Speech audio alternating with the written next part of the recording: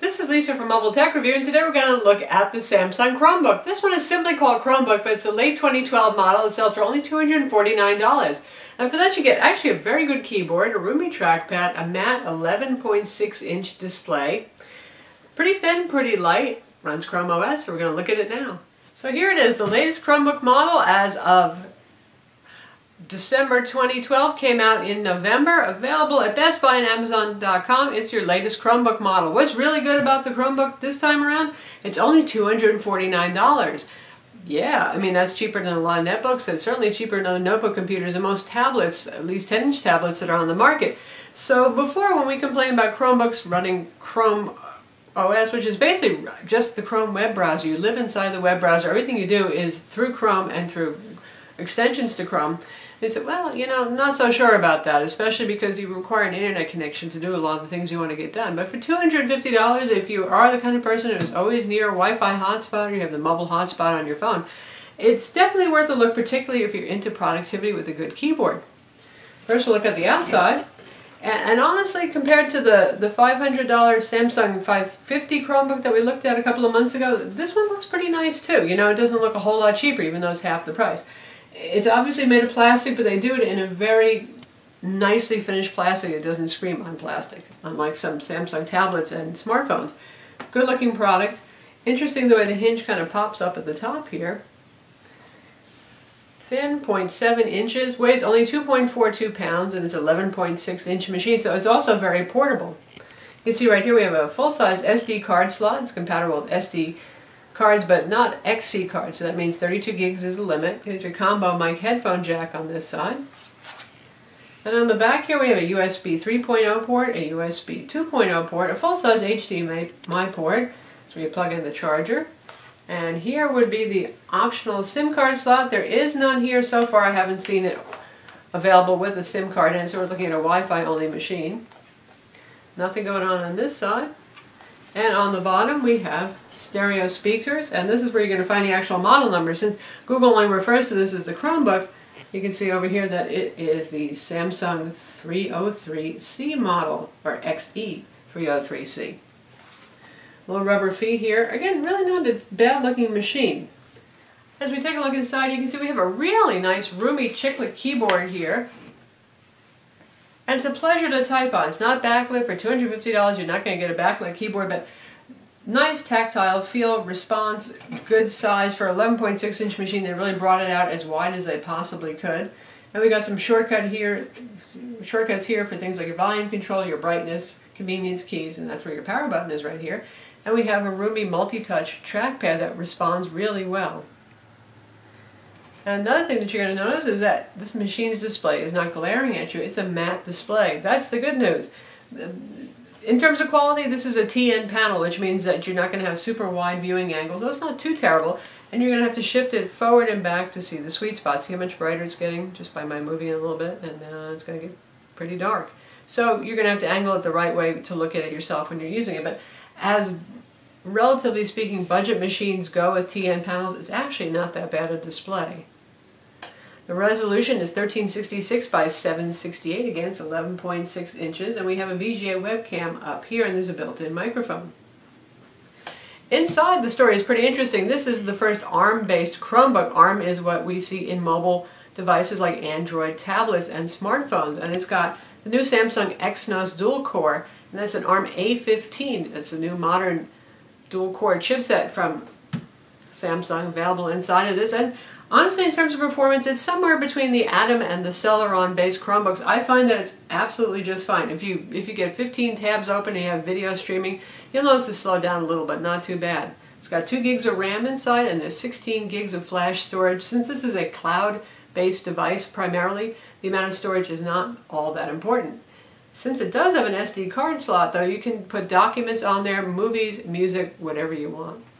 And in fact, we have our SD card right here, 16 gig, just standard SD card. We're going to pop into the slot on the side so you can see what happened. You'll notice the card does stick out a bit from the side, so if that kind of thing bothers you, well, there that is. And once we stick it in, it opens up the little file manager on screen here. You can see, so we have access to our stuff. We've got some Office documents, so we'll just tap on that. We're going to open that up with Google Docs. We are connected to our network with Wi-Fi right now, but Offline you can use Google Docs, which means you can do your Word, Excel, and PowerPoint compatible stuff offline as well. And if we go back to our listings, we have some movies on here too, some movie trailers. We're going to try one out. Now this is a 1080p trailer, which would be useful if you're doing HDMI out more than playing on the internals 720p panel. But you can see how performance is. And our speaker volume is near max right now. Speakers are at the bottom, firing down. It's not too bad for a small machine size-wise, sound-wise. Well, I can honestly say I have told you the truth.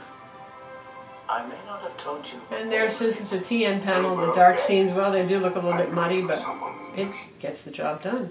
Now with Chrome OS, as I said, really everything that you're doing inside the web browser. You do, however, get a desktop. You can put a wallpaper up there. You can choose which little shortcuts are down here right now. By default, we have the Chrome web browser, Gmail, our Google Plus, and our YouTube player, rather.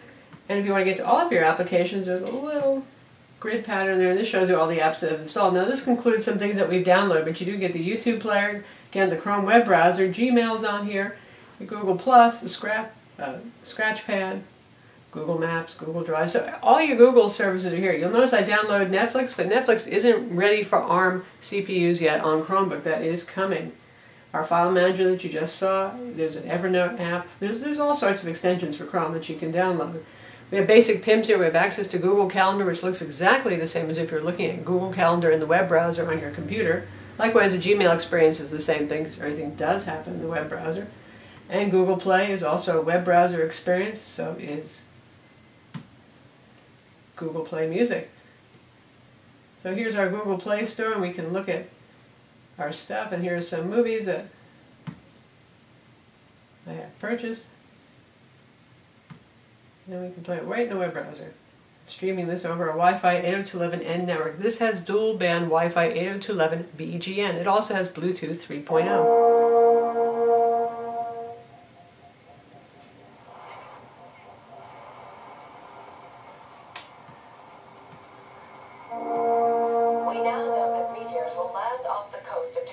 So there it is, streaming just fine from our Google Play account.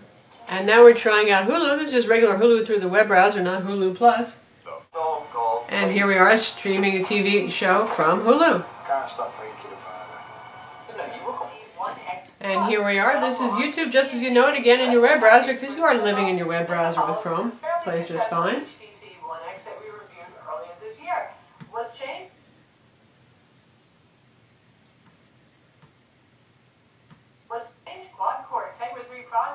Works just fine. Now to show you the extent to which you actually will live inside your web browser, you can see we are still in Chrome here with the tab browsing experience, and even the basic settings for the device. What wireless you're connecting to, various settings, you're going to do that in a web browser window as well. And you do have Google Calendar on here, which once again is through the web browser, so that's the standard calendar view that you're accustomed to. And if you want to get to your contacts, you'll do that through Gmail and the address book inside of Gmail. And of course we have Google Play Books as well, also running through the web browser. Right now we're enjoying Pride and Prejudice in facing page mode.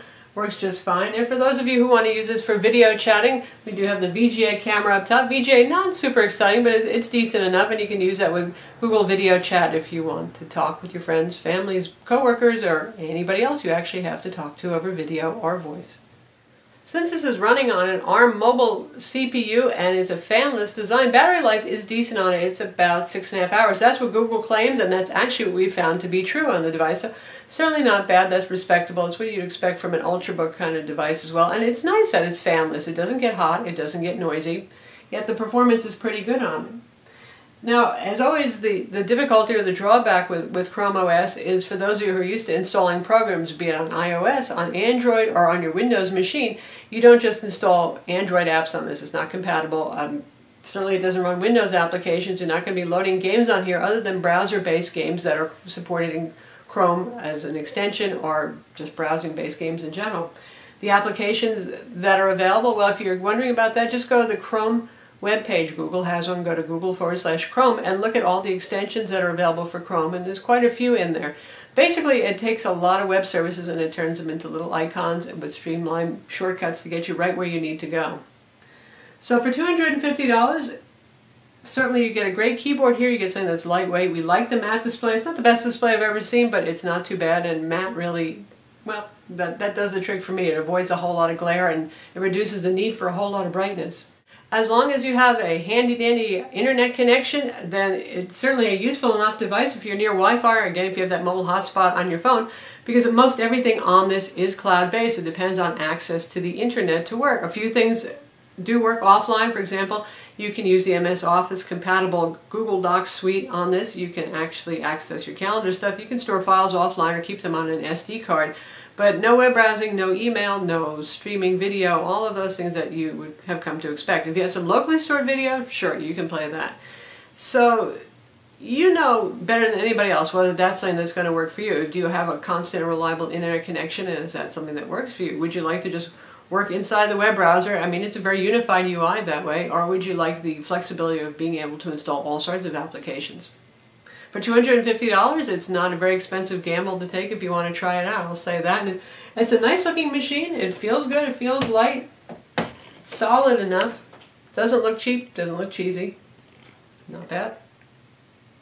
So that's the late 2012 Samsung Chromebook. It's available now for only $249 as the Wi-Fi only model. And honestly, for the price, finally we're not going to complain too much. Before, when Chromebooks were more expensive relative to other machines, we said, well, it's a hard sell. But now it's starting to look pretty good.